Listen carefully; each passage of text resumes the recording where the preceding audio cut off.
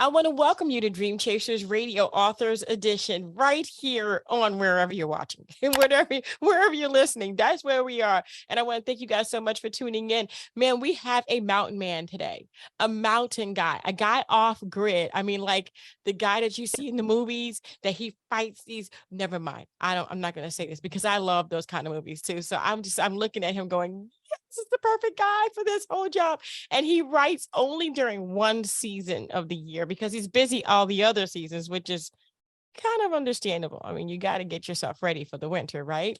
So I want to welcome Tall Paul to the show. Welcome to the show. Thank you. Thank you. I'm glad to be here. I'm glad you're here. Now, did I describe you perfectly or did I just leave out some stuff? No, I think that's pretty much it. I live a pretty simple life. I live up here in the mountains off grid with my two dogs, a golden retriever and a black lab. And that's it. I get company every once in a while. I once went 40 days without seeing another human being. And yes, I make very few trips to the grocery store. So yeah, it's absolutely mountain man lifestyle up here. Wow. So I'm going to ask you a couple of questions. Where did you get the name Tall Paul from? You know what? I joke about that because it was given to me a long, long time ago. And I tell people that the euphonic cognomen is not derived from stature, but from character. Okay. I gotcha. I like that. So I'm Skinny Yaya. Yeah, there you go. Oh my goodness. This is great though. I love this. So why did you decide, or did you ever decide, was it something that you kind of inherited or you moved out that way and this is what you wanted for your life? I've always wanted to be a mountain man ever since I was a young child. And I loved reading the stories. I watched the TV show Grizzly Adams as a young child. That's an old show. You wouldn't remember it. But anyway, then just as right after I graduated from high school, the movie about Jeremiah Johnson came out with Robert Redford. And I said, you know what? I'm just going to do it. And here I am. Yep. And so how long have you been a mountain man? I've been a mountain man now for 16 years. Wow. Any children during that time? I mean, what was your life like during that time? You said you've gone one time 40 days without any human interaction. I mean, yes, I had three boys that I raised as a single parent, and I raised them in South Dakota. And once they went off to college, and then I bought this place over here in Colorado and moved up here. Wow. What do they say about your life as the mountain man? Well, I have one son who raises bucking bulls down in Oklahoma. He's not too happy about the fact that I don't come visit very often, and he has the only grandchild that I have. But I have one son who lives in South Dakota, and he comes and hunts with me every fall. And then my youngest son, his ashes are on the mountain that are up behind my cabin. I lost him to cancer back in 2006. I'm sorry to hear that. Yeah. Sorry to hear that. I was actually working on his book when I got the idea for delayed departure, and had to put delayed departure on hold until I finished the book about my son. Wow. Well, everybody has a life and no one knows when it's going to be over. That's exactly right. You just have to live it. And unfortunately, some, parents, and you and I are in the same boat, lose their children before they lose themselves. It's not a natural way of order, but it does happen. So yeah, I'm sorry about that. So, but you do have two other children and you do have your book, Delayed Departure. Tell us about this whole, and why is it named Delayed Departure? Well, a lot of times I won't explain that to people because I tell them you have to read the book to figure out why the name. but because it gives it away, but not till the end. Okay. But anyway, so I'd kind of ruin it if I told you Don't why. tell me. But yeah, you No. just have to read the book. But as I just told you, I was in the middle of writing the book about my son Shane. It's called Nothing But Try, the Shane Drury story. I'll put a little plug in here for the book. And anyway, I was an investigator and a paralegal that worked for several high-ranked attorneys in the Boulder, Colorado area. And so one day, the one attorney I worked for wore casual clothes to work all the time. He was not a suit and tie guy. And he come in wearing this T-shirt, and it had on it a Frederick Remington pen and ink drawing that's in the Phoenix Museum down in Phoenix, Arizona. Mhm. And I said to him, I said, Bob, you have two choices. I said, you can either take off that shirt and make me copies of that picture on the photocopier, or you can lay on the photocopier. I don't care which one you do, but I have to have a copy of that shirt because it just gave me an idea for another book. And at first he thought I was joking. And then when he realized that, no, I was dead serious and we weren't going to get any business done until he did what I asked, he went ahead and took his shirt off and made me a couple photocopies. And so I kept them for a couple years till I got Shane's book finished.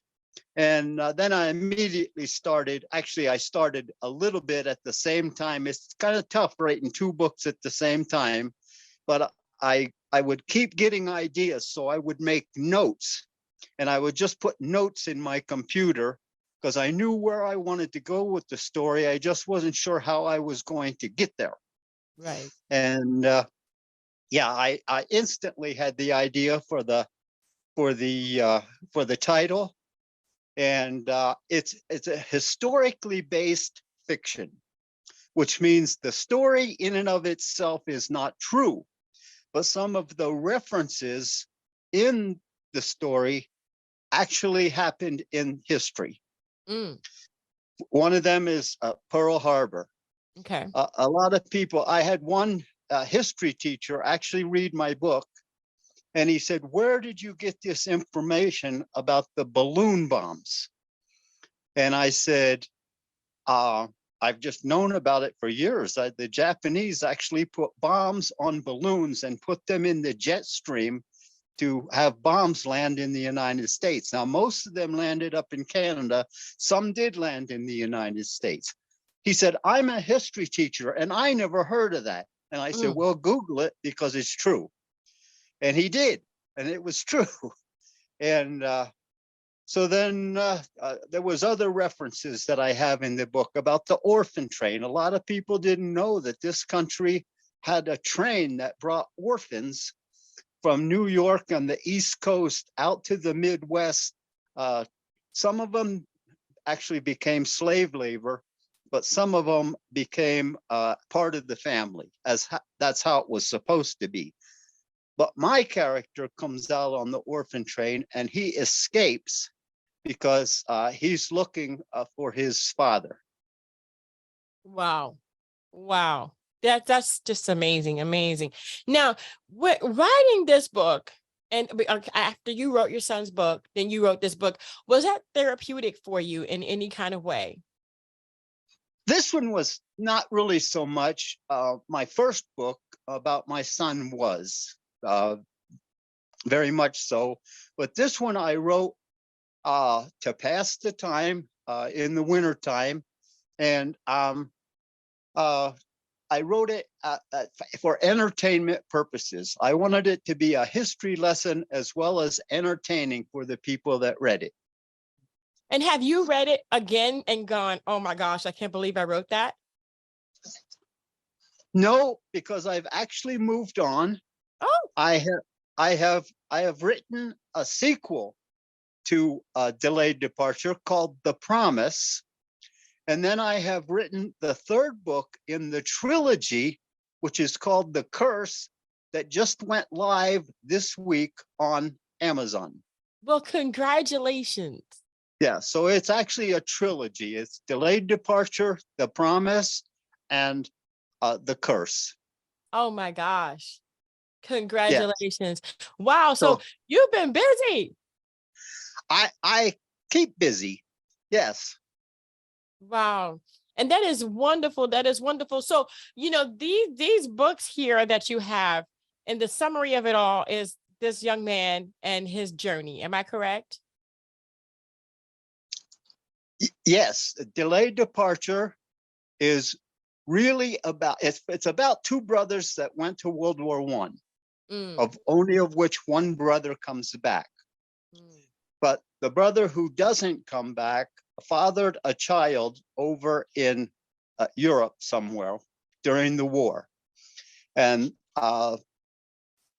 this child's mother brings him to New York for to go to Wyoming to find his father. But she gets sick and dies. And that's how come he gets on the orphan train, is because Oh, she drops him off at an orphanage. And he was kind of a handful as a child. And so they put him on the train as quickly as they could. But he knew he had to get to Wyoming. And so when the train pulled in at Cheyenne for a refuel stop or whatever, he sneaks off the train and goes looking for his father. So wow. it's about him. And then the sequel, the next book, The Promise, is about his daughter. Uh, he gets called back into the military, which is unbelievable considering everything he had gone through. But he disappears. And so his daughter goes looking for him and actually finds her grandfather, who everyone thought had gotten killed in the war. Oh my gosh. And there's a special way, I'm not going to tell you, Don't there's a tell me. special way that her grandfather recognized her. Oh, wow. So anyway, so then the third book is about her children inheriting the ranch, and the government tried to do a big land grab on them because they discovered a uranium mine on Mm. the property. And so it's quite an interesting trilogy. Wow. Wow. That is so cool. That is so cool. And you had all this time to write because winter didn't stop this year. Winter didn't stop this year. I got the third book finished pretty quick, but I have told everyone, because I have like 5,000 people on Facebook that follow me. And I said, that's it. There's not going to be a fourth book. I'm moving on now to something different. Mm, that is so cool. So, I mean, how has writing changed your life? Writing is something that I always wanted to do. And I didn't get a whole lot of support from my family. I mean, there was 6 of us kids, and my mom was a stay-at-home mom, and my dad basically brought the paycheck home, which was never enough. But we got by. We lived good. But anyway, so there was no way to support any of my ambitions as a child. So I had to wait and grow up and do it all on my own. And a lot of times I sit up here in the winter time and have a little sip of whiskey and wonder what my father would think about my success as a writer. Mm. And what would he think? What's that? And what do you think he would think? I think he would be very pleased, is what I think. He got to meet all 3 of my boys before he passed away, and he was pretty happy with them. He would come out and go hunting with me, and at that time the boys were old enough to all hunt, so it'd be the 5 of us together on a hunting trip. And so, yeah, he got to interact with them quite well. That is so cool. That is so cool. Congratulations on that. I mean, not many people can say that. Not Yeah, many people can say that. Wow, thank you. wow. So your book is live now, your third one, and you're moving on, but where can people find these books? Amazon has them all. Amazon, if you go in and punch in the title and say like Delayed Departure by Tall Paul, it immediately pops up. Awesome. Awesome. That's the best, that's the easiest way to find it. If you just put in Delayed Departure, like 100 books pop up, but they're not all Delayed Departure. And they're not all But Tall Paul. no, definitely not all Tall Paul. Well, I want to thank you, Tall Paul, for being on the show and for sharing your knowledge and your story with us. It is just, it's beautiful. Thank you so much. Well, thank you for having me. Anytime, anytime. When after the winter, you can have another book. Okay. Well, I got one in the works. It's going to be a murder mystery this time. I already started it because I had lots of winter this year. 329 inches of snow. And so, yes. Anyway, yes. Only, So I had. you got to be tall to get through all that. Well, Tall Paul, thank you so much for being on the show. We're going to have all of that information in the link to the books in the description box below, so it'll be easy for you guys to go ahead and grab that for yourselves. I want to thank you guys so much, and thank you, Tall Paul. And until next time, guys, bye.